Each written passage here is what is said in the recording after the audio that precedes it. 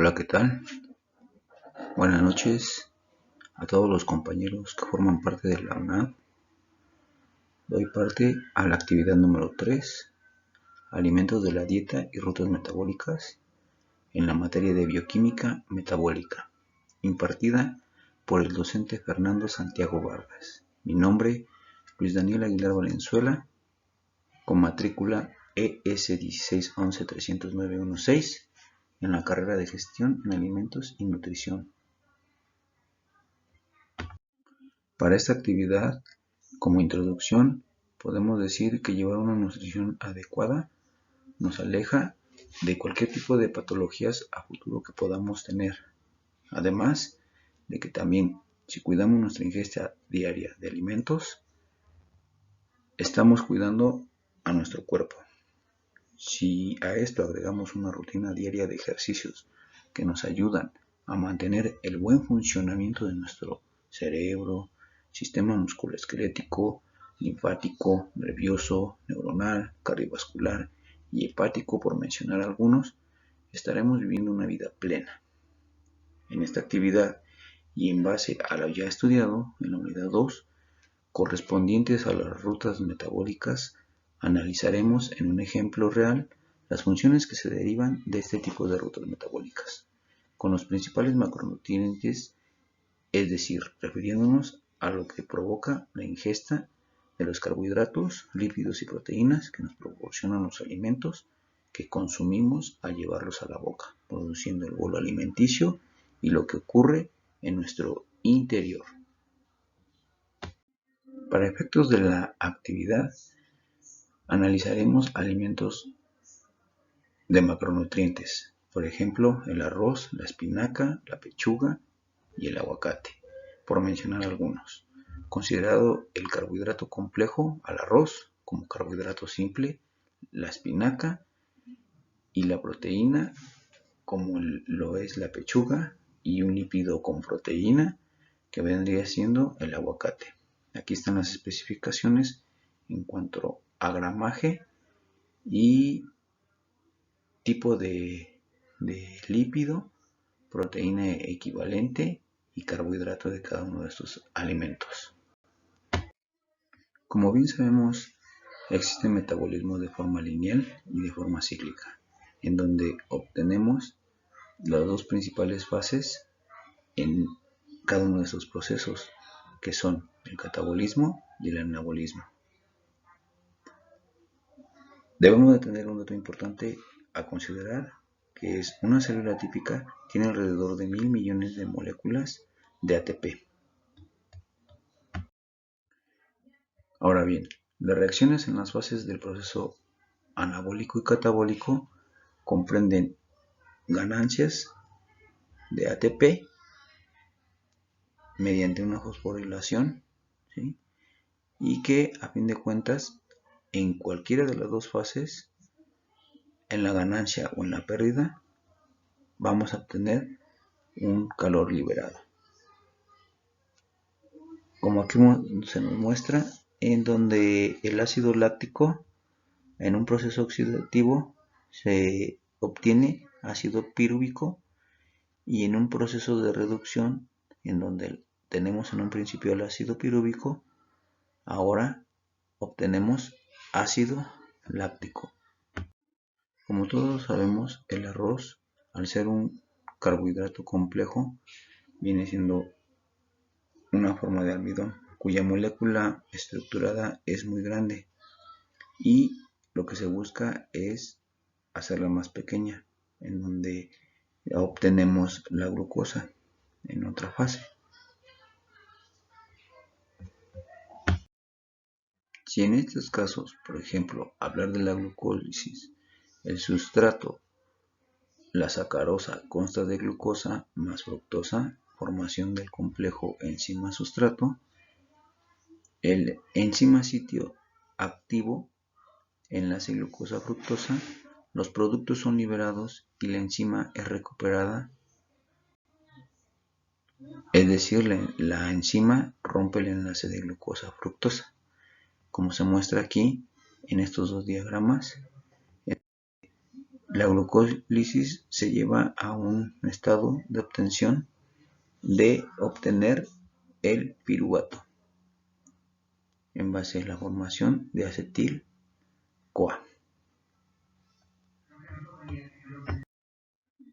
En esta diapositiva podemos ver cómo en la mitocondria y principalmente en el espacio intermembranal, cómo se van liberando los NADH a fin y en respuesta después de haber obtenido el ATP.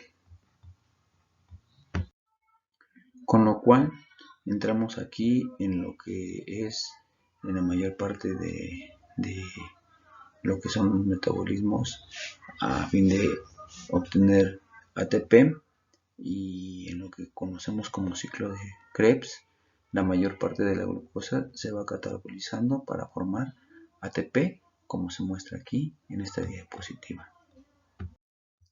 En esta diapositiva podemos ver cómo el páncreas y el hígado son parte importante de nuestro cuerpo para poder mantener los niveles cuando son de glucosa alta en sangre o de baja glucosa en sangre, como se muestra aquí en la figura.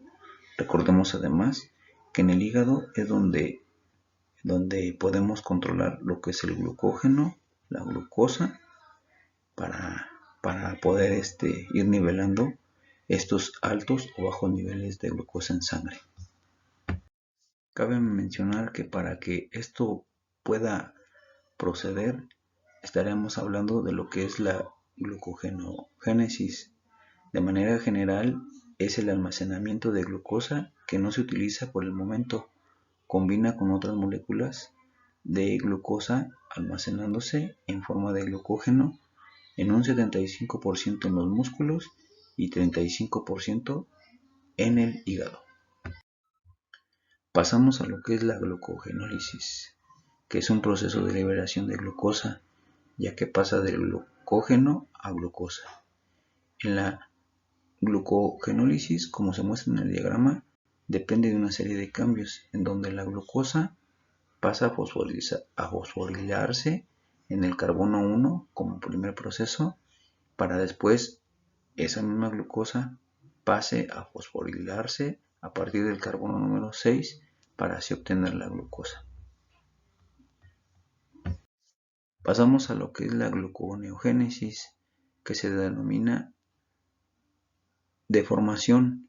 Lo que se obtiene es glucosa, pero de compuestos que no son carbohidratos.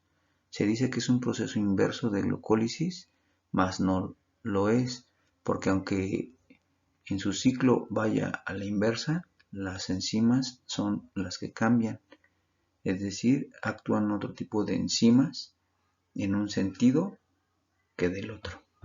En el metabolismo de los lípidos, la grasa analizada es el aguacate. Es una grasa buena, ya que es de más fácil absorción y metabolización en nuestro cuerpo. Considerando como dato básico, tenemos que de los lípidos se dividen en simples y complejos. Unos que son solubles en agua y otros que serán solubles, pero solo en compuestos orgánicos. El metabolismo de los lípidos se da en el intestino. Tenemos que para poder transportar en la sangre se necesita de proteínas transportadoras que produce el hígado. Aquí obtenemos un colesterol bueno, un colesterol malo. Y como todos ya sabemos, los colesteroles malos entorpecen la circulación en la sangre, obstruyéndola y creando algún tipo de patología. Como sabemos, el aguacate es una grasa buena, y aquí, como se muestra en este diagrama, aquí tenemos un balance de lo que son las vitaminas que contiene, así como los minerales, lo que nos proporcionan 100 gramos de este alimento, y lo que nos ayudaría a combatir, que son tener grasas buenas, nos ayuda para una buena circulación y una buena absorción de los principales macros en nuestro cuerpo. Como todos sabemos, el tejido adiposo son células que acumulan grasa y sirven de reserva energética y como aislante térmico. El destino de este tipo de lípidos es oxidarse en la beta-oxidación, obtenido el ATP, y la otra es formar triglicéridos que forman adipocitos, y estas son grasas en el tejido adiposo que se contrarresta con la buena alimentación y el ejercicio. En lo que es el metabolismo de las proteínas, en este caso pues, lo que vendría siendo la pechuga de pollo, las proteínas son fuente importante que conforman a los macronutrientes y estas se hidrolizan en aminoácidos que entran al hígado por la vena porta. En este caso se analiza la siguiente proteína, como ya se ha dicho, la pechuga, con todas sus características y proporciones en lo que equivalen a cuanto a proteínas y grasas que contiene este tipo de alimento. Y aquí las proteínas pueden entrar en un proceso como la glucogenólisis y la lipogénesis. Las proteínas entran en la célula en forma de aminoácidos, especialmente en los ribosomas. Se almacenan como grasa o glucógeno para formar energía. A manera de conclusión de esta actividad, nos podemos dar cuenta de lo importante que es para nuestro cuerpo el poder tener y mantener una alimentación saludable con la finalidad de regular y equilibrar las distintas rutas metabólicas que involucran una serie de procesos que nos predisponen a poder vivir una mejor calidad de vida. Conocer cada proceso metabólico en los macronutrientes es una herramienta muy importante para poder considerar lo que a nuestro cuerpo en verdad le hace bien. Las diferentes rutas metabólicas nos amplían un panorama para poder establecer cambios que beneficien a las personas que en verdad quieran bajar de peso, aumentar, mantenerse y con el paso del tiempo hasta poder ayudar a personas con alguna patología que provoque un buen cambio en base a la nutrición. Por mi parte es todo. Muchas gracias y hasta la próxima. Les comparto las referencias de los datos donde se obtuvo esta información. Muchas gracias